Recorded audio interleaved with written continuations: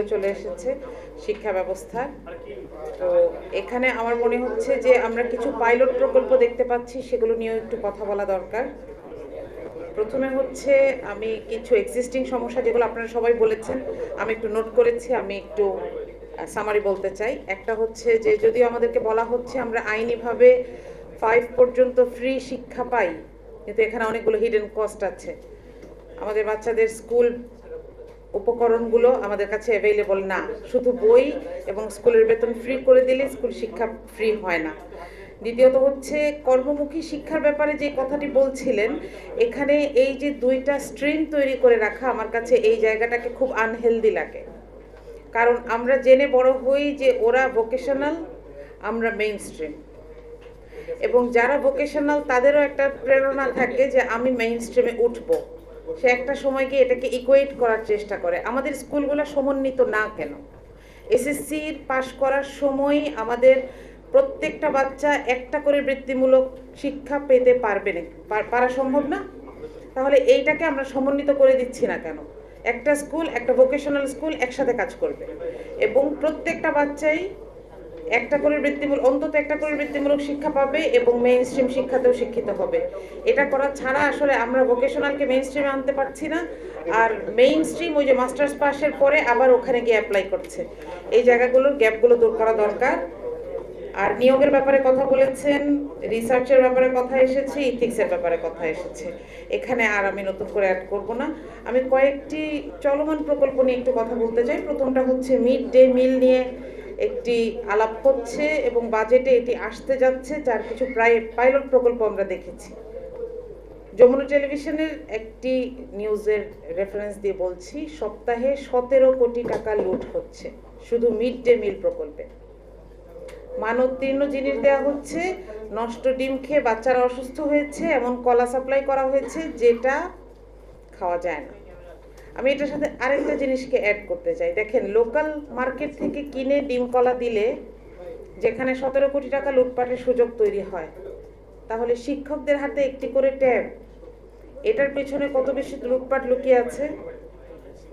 আপনারা কি এই প্রজেক্টটাকে সমর্থন করেন? আমাদের কি আসলে শিক্ষকদের প্রত্যেকের একটি করে ট্যাব দরকার, নাকি আমাদের শিক্ষা উপকরণ দরকার, শিক্ষার পরিবেশ দরকার, আমাদের বিল্ডিংগুলো ঠিকঠাক হওয়া দরকার?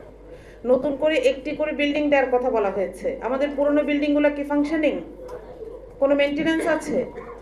এখন আপনারা কি, আমরা কি চাই কি না যে এই বাজেটটা এমন কিছু ইনফ্রাস্ট্রাকচার বা চকচকে জিনিস তৈরিতে ব্যবহৃত হোক যাতে পরের বার ভোটটা ইনশিওর হয়, কিন্তু আমাদের বাচ্চাদের পড়ালেখার কোনো উন্নতি না হয়? আমরা আসলে ওই জায়গায় চলে যাচ্ছি। আমাদের চেষ্টা থাকবে আমরা এগুলো নিয়ে কথা বলবো এবং আপনাদেরও উচিত যার যার জায়গা থেকে এগুলো নিয়েই কথা বলা। নতুন প্রকল্পের চাইতে আমাদের যে এক্সিস্টিং অবস্থা রয়েছে সেগুলোকে নিয়ে মনোযোগ দেওয়া বেশি জরুরি ছিল। আর আরেকটা ইন্টারেস্টিং নাম্বার আমি আপনাদেরকে বলতে চাই, যেটা হচ্ছে 25-26 যে অর্থ বছরটি আমরা পার করে এসেছি, আর হয়তো অল্প কিছুদিন আছে, সেখানে কারিকুলাম ডেভেলপমেন্টের জন্য মাত্র বরাদ্দ ছিল 1.7%, অর্থাৎ মূল বাজেটের 1.7% না, শুধু শিক্ষা বাজেটের 1.7%। তাহলে এই যে কারিকুলামকে ফেসিস্টের আমলে উদ্দেশ্যমূলকভাবে নষ্ট করা হলো, সেটার কোনো রকম ডেভেলপমেন্ট ছাড়া আমরা 2026-এ এসে আগামী বাজেটের দিকে তাকিয়ে আছি। আমি জানি না এটার নতুন বাজেটে এটার পার্সেন্টেজ কত হবে, কিন্তু এটা ছাড়া আমরা এই বাচ্চাদেরকে খাবার দেই, স্কুল ড্রেস দেই, নতুন করে বিল্ডিং বানিয়ে দিই, পয়েন্টটা কি? আর সবার শেষে একটা কথা বলি, যে আমরা যখন বলি শিক্ষায় বাজেট বাড়ান, তখন আমরা উন্নত জাতিগুলোকে দেখাই। তো উন্নত জাতের ওরা কি অনেক বোকা? সিঙ্গাপুর কেন বাজেটে শিক্ষার পেছনে 8 থেকে 9% খরচ করছে মূল বাজেটে? কেন? কারণ ওদের রিসার্চ থাকে যে আমরা রিয়েল টাইম সমস্যার সমাধান করব।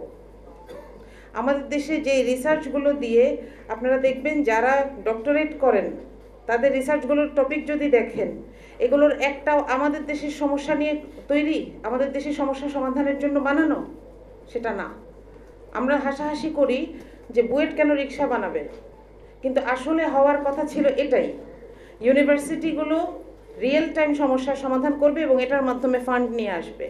আমি যখন একজন বিদেশের সাথে কোলাবোরেশনের কথা বলছিলেন, কথাগুলো খুব ভালো লাগছিল, কিন্তু বিদেশের ইউনিভার্সিটি আমার সাথে কেন কোলাবোরেশন করবে? সে তো দেখবে যে আমি আমার লোকাল সমস্যার সমাধান করতে পারছি, তখন সে আমাকে ডেকে নিয়ে যাবে যে আপনি আমার দেশের লোকাল সমস্যার সমাধান করে নিয়ে যান। প্রত্যেকটা ইউনিভার্সিটি, আমেরিকার কয়টা ইউনিভার্সিটি সরকারি? সরকারি ইউনিভার্সিটি নাই, প্রত্যেকটা ইউনিভার্সিটি প্রাইভেট, এবং প্রত্যেকে তাদের নিজস্ব ফিনান্স ডেভেলপ করে। তারা স্থানীয় সরকারকে বলে যে আপনাদের এই সমস্যা আমি সমাধান করে দিব, আমাদেরকে পয়সা দিবেন। আপনাদের ট্রাফিক জ্যাম সমাধান করে দিব, আমাকে পয়সা দিবেন। আপনার যাতায়াত ব্যবস্থা উন্নত করে দিব, আমাকে পয়সা দিবেন। এভাবে ইউনিভার্সিটিগুলো চলে। কিন্তু আমাদের এখানে সরকার ভর্তুকি দিতে দিতে দিতে দিতে গরিব হয়ে যাচ্ছে, কিন্তু আমাদের কোনো ডেভেলপমেন্ট হচ্ছে না। বের হয়ে আবার একটা